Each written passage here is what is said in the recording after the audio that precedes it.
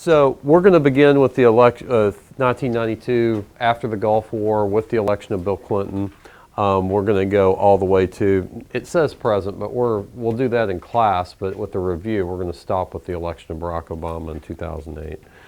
And let's start with America and the world. It's interesting, I only put two things up here, which is the War on Terror and ISIS. And the War on Terror actually had roots from the period before with the Persian Gulf War. At the end of the Persian Gulf War, the United States decided, right, and even during the Persian Gulf War, to have a foreign presence in the Middle East for the first time. We actually put an Air Force base in Saudi Arabia. And that Air Force base in Saudi Arabia became a point of contention. There was a fear when Saddam Hussein invaded Kuwait that he would also invade Saudi Arabia. And we have to step back for a moment. During the Soviet-Afghan War, from 1979 to 1989, we had sent aid to Afghan Islamic fundamentalist freedom fighters, groups of people that also harbor terrorist elements in the 1990s. One of them, of course, being Osama bin Laden. We had begun funding and sending military equipment, training Osama bin Laden as early as 1986. This is during the Reagan years. When the Persian Gulf War was ongoing, bin Laden wanted to bring his freedom fighters from Afghanistan to fight against Saddam Hussein's forces if they were to invade Saudi Arabia. However, to keep the invasion from Saudi Arabia from happening at all, the United States actually lands troops in Saudi Arabia to prepare for operations inside of Iraq. Well, we continued our troop presence there even after the Persian Gulf War came to an end. We have to understand the dynamic that's at work here, and I'm going to be very brief in saying this, but because we're going to be reading about it, on Friday and also on Monday. To make a long story short, there is this sense that Westerners, us, infidels, Christians, right, representing a different culture, a different society, that we are on Islamic holy ground. And bin Laden found that as an affront, right? He was offended by the idea, first and foremost, that Saudi Arabia, which was his homeland, actually, rebuffed him from the opportunity from being able to defend it during the Persian Gulf War. But after the Gulf War came to an end, the continued U.S. troop presence in Saudi Arabia and the building of an air base in Saudi Arabia and military installations there, that also angered bin Laden as well, because he saw that as being infidels on holy Islamic soil. And Saudi Arabia still contains, of course, Mecca and Medina, the two holiest sites in the Islamic faith, right? And so in order to remove the Western presence from Saudi Arabia, bin Laden and terrorist groups that are unified with him, such as the Taliban in Afghanistan and his own organization, Al-Qaeda, began attacks on U.S. installations around the world. In 1998, they attacked the American embassies in Kenya and Tanzania. In 1999, they bombed the USS Cole, which is a U.S. destroyer that was in the Gulf of Aden. And of course, in 2001, they launched an attack through a carefully plotted scheme on the World Trade Center in New York City here in the United States. Now, the 9/11 attacks had absolutely nothing to do with, for example, Iraq, right? They had everything to do with bin Laden's organization and trying to take the U.S. presence out of the Middle East, particularly out of Saudi Arabia, okay? But what that does, though, is it begins the process of launching the United States into wars in the Middle East. In 2002, now this is where I am, okay? All I'm discussing is this piece, okay? I'm only going to mention ISIS because that's beyond 2008. Okay, as a current issue, something we'll talk about on Tuesday of next week a little bit. Probably we'll spend more time on after the exam is over, okay? But just know that we're going to be I'm spending most of my time here, okay? By 2002, U.S. forces are in Afghanistan because that's where bin Laden's hideout had been, okay? And what's interesting is when we finally kill bin Laden, okay, during the Obama years. He's actually in hideout near the Afghan border at a place called, it's actually close to Abbottabad, which is on the border with Pakistan and Afghanistan. What's interesting is the United States begins this protracted conflict in Afghanistan in 2002. In 2003, because we feared that Iraqi leader Saddam Hussein was also funneling money to terrorist organizations like bin Laden's Al-Qaeda, as an example. And we feared that he had weapons of mass destruction, which could, in many respects, for us, not only be funneled into those terrorist organizations, but also could diminish the global oil supply, which would affect our economy adversely, right? We began by launching an invasion of Iraq in 2003. Trying, in other words, to rid what we saw as somebody who was supporting a terrorist network on the one hand, somebody who was a dictator who was abusing his own people on the other hand, and also we saw him as a part of this axis of evil, along with the Iranian regime and the regime in North Korea. Now, this happens during the presidency of George W. Bush, okay? So we launch our invasion of Iraq in 2003. We find no weapons of mass destruction. The only weapons that U.S. soldiers do uncover, ironically, came from a war that was fought from 1980 to 1982 between Iraq and Iran. Now, if you guys remember with the Iran-Contra situation, right, that we talked about yesterday, and that should be here, right, under Politics with Reagan, that beginning in 1984, 1985, we had started funneling weapons to Iran, right? The same people that had taken Americans hostage in 1979, right? That we had begun that process in 1985, and the Reagan administration got in a lot of hot water over that issue. But from 1980 to 1982, we had actually been funneling weapons and intelligence to Saddam Hussein, because Iraq was fighting a war against Iran from 1980 to 1982. So interestingly enough, a lot of the weapons of mass destruction that are actually uncovered are weapons that we had sent the Iraqi regime during that conflict in the early 1980s. So from 2003 to 2005, we're involved on the ground in Iraq, cleaning up the country, essentially, right? And when we did that, while we did bring Saddam Hussein, of course, to justice, we execute him in 2006. By 2007, we've essentially caused a sectarian civil war in Iraq. And the war began to be very unpopular. Why? Well, we were still involved in the conflict in Afghanistan. So if you think about it for a moment, we are still in Afghanistan in 2019. We've been involved in the war in Afghanistan for 17 years. By 2007, we had been involved in the war in Iraq for almost 5 years at this point in time. And it looked like, of course, there was no end in sight. So when we look at foreign policy, America and the world during this period, one of the things that becomes interesting is this. With the first Gulf War, we had put together an international coalition of countries, right, to support our invasion of Kuwait, to remove Iraq from that country, and then to take Baghdad, right, and really bring that situation to a resolution. But in the case of invading Iraq, looking for weapons of mass destruction and not finding any, the United States actually faced condemnation for the first time in the global community.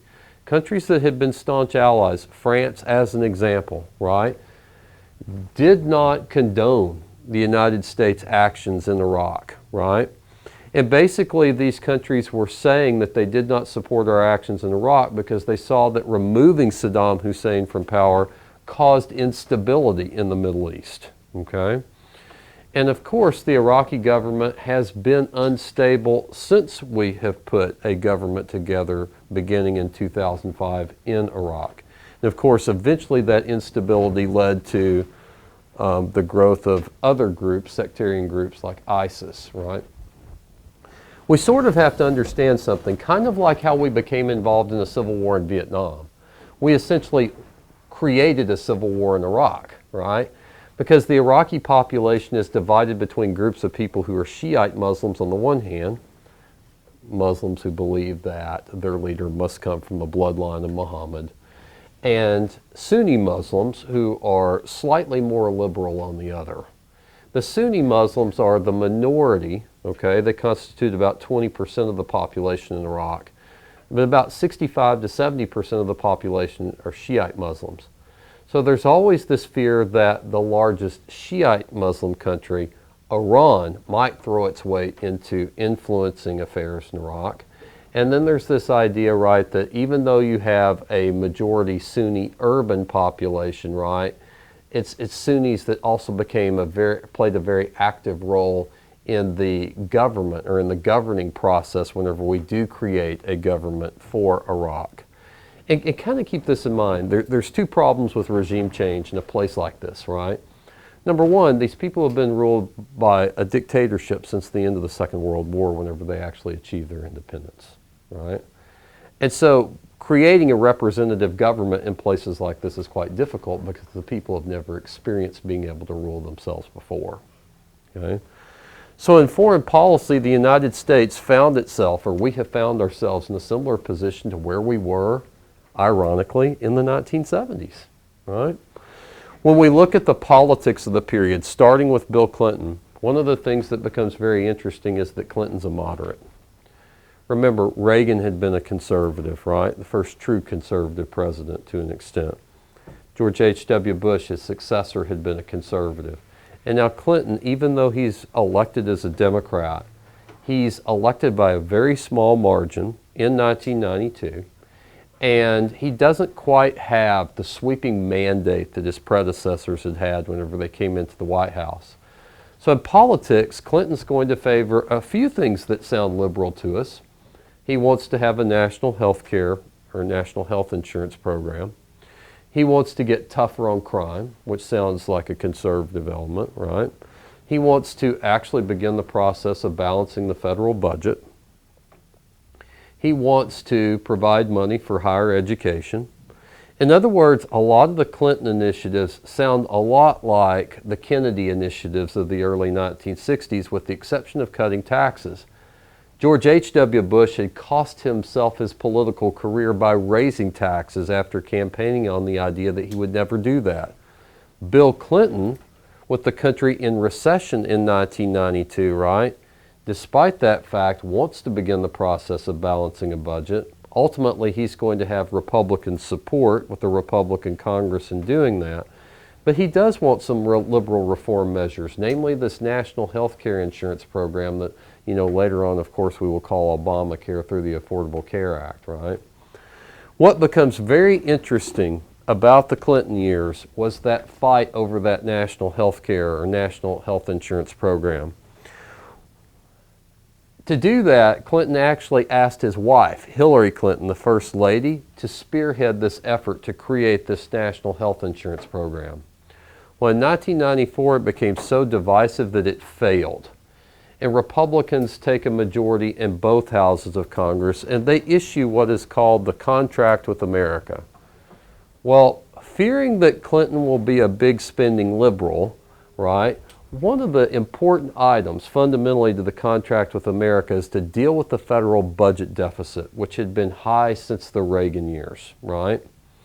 Now, the taxation policies that George H.W. Bush had put in place began the process of dealing with some of the federal deficit. But I'm going to step ahead a little bit into economics for just a second. Clinton begins this process of taxing high earners, high wage earners in the United States. But he also did something else that's really important for you guys to write down. He began deregulating America's banking system, even much more so than what Ronald Reagan had done during the 1980s in favoring savings and loans and other institutions for investment. Clinton actually gets rid of a staple of the New Deal that had regulated America's banking system. And you guys probably do need to write this down, and it's not on the board, but they actually repeal in 1998 the Glass-Steagall Act. And what's really interesting about that is Clinton does this at a time when, for the first time in American history since the presidency of Andrew Jackson, the federal government is no longer running a budget deficit. We actually have, for the very first time, budgets that are not in the red but in the black. Now, can you say Clinton's completely responsible for that? No. He just continues the taxation policies of his predecessor, George H.W. Bush, and he has tremendous support in terms of balancing the budget with the Republican Congress under Newt Gingrich, the Speaker of the House, who puts the Contract for America on the table, and Clinton has to deal with some of these initiatives in the divided government and does so effectively. However, Clinton would not accept budget cuts for higher education. He wouldn't accept budget cuts for social welfare programs like Medicare and Medicaid, not to the extent in balancing the budget that the Speaker of the House, Newt Gingrich, actually wanted to apply. And this is where it gets interesting for you guys, right? Because Clinton will not accept those cuts from a Republican Congress. The government shuts down for 2 weeks. Well, during that government shutdown, the only people that are working around the White House are the unpaid staff. Most of those people are interns, including one intern by the name of Monica Lewinsky, who President Clinton has a clandestine affair with during the shutdown in 1995. Now, the Clinton administration, and we're still in politics here, the Clinton administration had been investigated throughout its tenure in office, beginning with a real estate scandal that's called the Whitewater affair, okay? And this came from Clinton's days as the governor of Arkansas, essentially giving away condos and properties to people who were supporters of Clinton whenever he was the governor of Arkansas. That scandal sort of went with him into the White House, and he was being investigated for that. There was also, of course, Travelgate, this idea that Clinton was using federal funds for having his cabinet members traveling all over the world in an improper fashion. So there's a special counsel that's actually appointed to investigate the Clinton administration from the beginning. There had also been several women that had come forward, one of them named Paula Jones. It's probably important enough for you guys to write down. And she claims that she was the victim of sexual harassment by Clinton himself. And she actually gets the president to give a deposition before a grand jury. But so does the special counsel, Kenneth Starr, who's prosecuting the Whitewater investigation.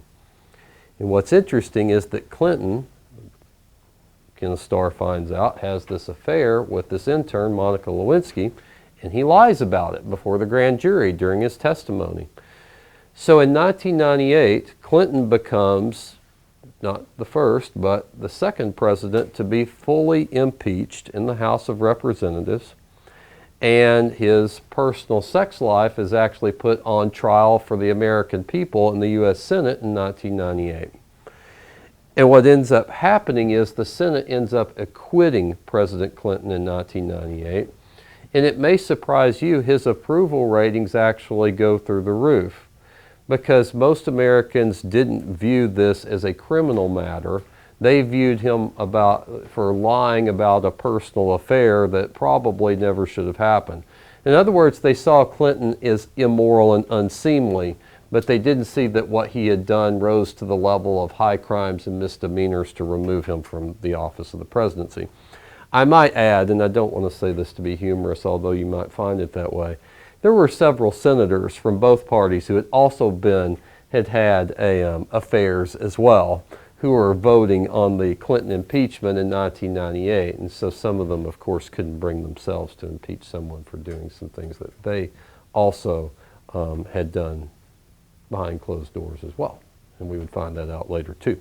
So, in 1999, though Clinton's approval ratings are high and the country is running for the first time a surplus in terms of its budget, we have one of the most hotly contested elections in American history, presidential history. The election of 2000 featured two candidates who are evenly matched. the Vice President, Al Gore, who distanced himself from the Lewinsky scandal and Travelgate and Whitewater, right? And the governor of Texas, the son of George H.W. Bush, George W. Bush. The election was so close because there was a series of ballots in Florida that were in dispute on the eve of the election. And what happened was eventually Al Gore does win the popular vote by 500,000 votes, but narrowly, because the third party candidate, Ralph Nader, had taken votes away from Al Gore in Florida. George W. Bush wins the state of Florida and therefore wins enough electoral votes to win the presidency. The Democratic Party in the election of 2000 is really important for you guys, even though it's not on the board. The Democratic Party during the election of 2000 had sued, right, to have the Florida vote be recounted because it was so close. And in 3 counties in southern Florida, all surrounding the suburban area of Miami, there was a demand for a recount there because the voting tallies were so close in some areas, but Al Gore had overwhelming support in others, right? And there was this feeling that some of those votes, because of the Florida electoral system and the way the ballot was designed, didn't get counted fairly. So the issue went to the Supreme Court whether or not to continue the recounts for the election of 2000 or not. Ultimately, the Supreme Court voted 5-4, 5 Republicans for stopping the recount, 4 Democrats for continuing it, and George W. Bush is awarded the presidency and the state of Florida, which put him over the top in terms of the electoral vote. Okay? In 2004, Bush is going to win using compassionate conservatism, this idea, right, that while we can apply supply-side economics, while we can become a global policeman essentially again in foreign policy, we can also take care of other initiatives, okay? I didn't put this up here, but I think it belongs, and I'm going to go ahead and write it down. One of the Bush administration's staple initiatives becomes something that you're well aware of because you're going to be taking one of them next week, and this is No Child Left Behind.